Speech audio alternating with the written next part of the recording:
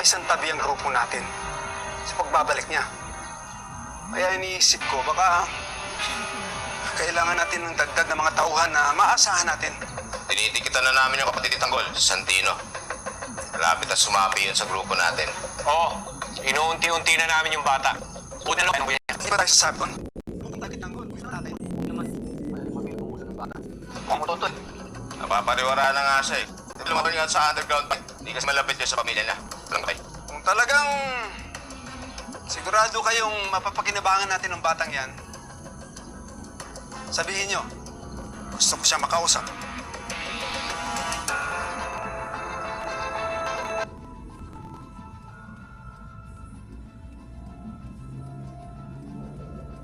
Where did you find this Lucio? Mr. Wu, leader siya ng isang grupo na nagligtas sa amin ni Angkong noon. At ngayon, sila nakatoka para sa pagkakalat ng produkto. I don't trust him. Bakit naman? Di ba ang Red Phoenix is for family? He is not. Ani ang utanong namin sa grupo. But he is not funny. He is not even Chinese.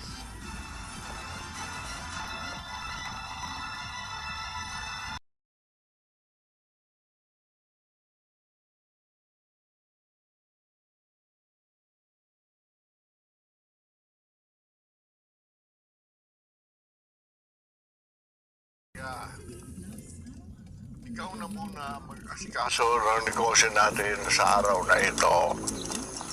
Puntahan mo si Mr. Yuan. Ibida mo sa kanya ang ating produkto. Mr. Yuan, hindi ba si Ramon ang kumakausap doon? Wala si Ramon, may lakad. Eh, si Jesus. Wala rin. Umalis. Inaasikaso yung kanyang mana sa mga kabalyero. Kaya naman pala, akong binibigyan nyo ng responsibilidad ngayon. Olga, huwag ka nang magreklamo. Pasalamat ka nga, binibigyan kita ng trabaho at huwag kang papalpak. Kung hindi, ito na ang huling trabaho mo sa amin. Yes, Papa, masusunod. Nurse! Welcome, sir.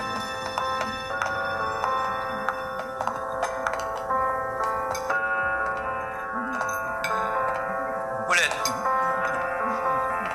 Antayin mo na lang si Atty. Romina sa labas.